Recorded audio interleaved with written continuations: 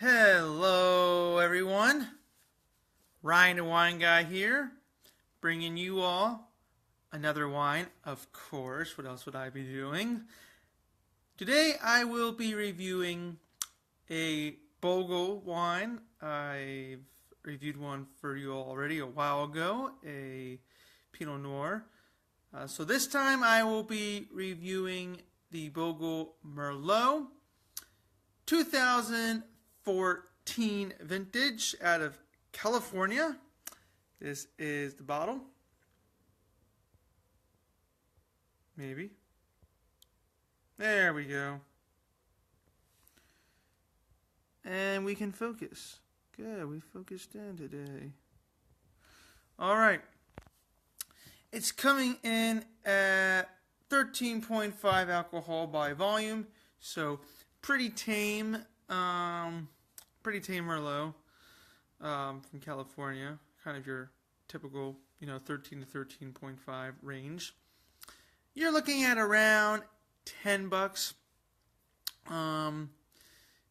Usually you would find it for 10 on sale. I do know some places may have it up to 15 if it's not on sale. But, a very, very affordable wine.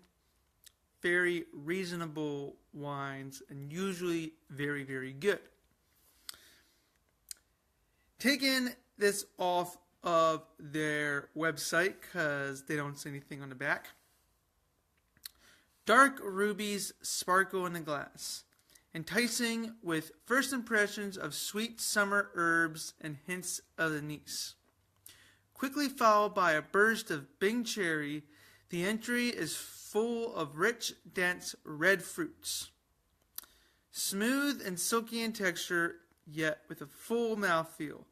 Notes of bacon spices and vanilla mocha envelope the fruit.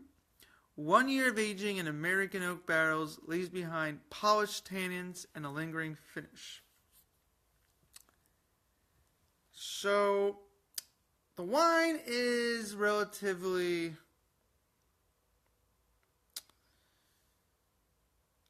It's not dark, but it's not light. Let's just say that. It's not light like a Pinot Noir, but it's not dark like some Cabs or Zins or Syrahs. But it's kind of in the medium. It does sort of give off a nice purplish core. The outer layer is a little bit light though, kind of rubies as it says. It says dark rubies, so that does kind of really take off to the it really does sort of give off a dark look without it being really opaque. Legs are okay if you're into legs. I don't really usually talk about that much. So I'm looking forward to trying this. Let's see. It was released May 2016. Alcohol 13.5, as I said. And it looks like it's from Clarksburg, Lodi, and Monterey as a vineyard source. It looks like it's 100% Merlot. So, on the nose.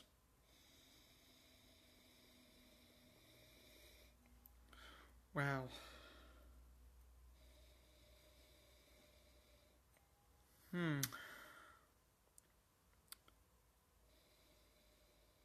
Definitely get this kind of herb, somewhat, it's kind of what it says, kind of like a little sweet note on the top. But I mean, of course, it's not a sweet wine, just kind of real herby.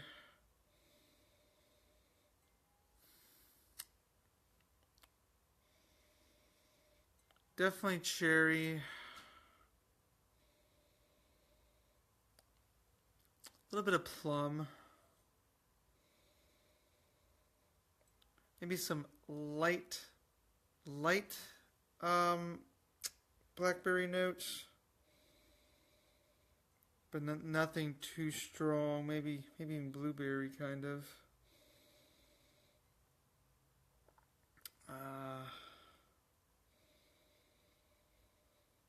Definitely get this light vanilla. I would say kind of cocoa powder.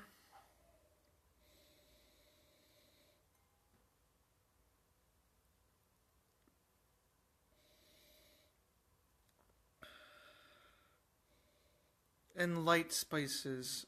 Not like black pepper or anything, but I guess bacon spice, like I pretty much said. Overall, lovely nose. It does need to sit in the glass for a few minutes, though. I poured this a few minutes ago before I started. Definitely not something you can pick off right off the bat. And even still, after a few minutes in the glass, it's light. It's light on the nose. You can get the aromas if you pay attention. The aromas are there, but they're not so in your face like some wines are where you can pick up on it right away. You really just need to sort of get your nose in there, kind of twirl it around a few minutes for it to really stand out. Now, I'm already kind of going to deduct a little for that because I kind of do like to at least have a sniff when I first pour. Even if I'm not necessarily going to drink it right away, if I want to let it sit or air out, I kind of want to at least be like, ooh, okay, I can at least get this, and then pick up from there. But to sort of just have it, let it sit for a bit, it is what it is. I don't think I'll deduct too much for that. At least half a star, because I do mine in halves. But I've already got the nose on gear, so let's go ahead and do some of the tasting.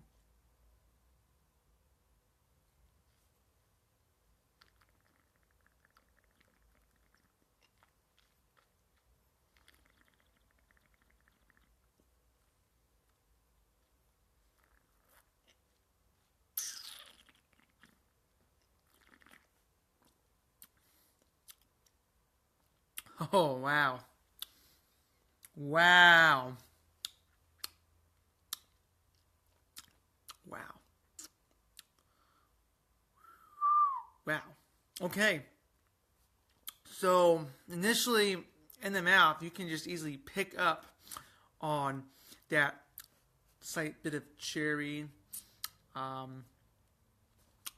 would say it has a tad tang to it. Nothing too big, but just a tad tang. You can really get those kind of spice notes in your mouth. Now, like I said, not like spicy, like, oh my gosh, my mouth is on fire, like Syrahs or Scents or even some Cabs do. Just sort of subtle spice notes to really mix in with that cherry. And I would say kind of even a little bit of plumness in there as well. Really followed by, though, that oak that's in there, giving off those vanilla and mocha taste to it. Really just kind of imagine like a fruit dipped in like a vanilla mocha sauce. It's kind of what this is, kind of like a chocolate covered cherry, although instead of chocolate covered, it's vanilla mocha covered.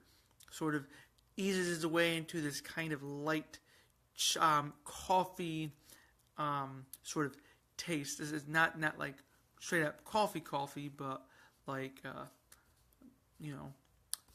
light coffee blended together.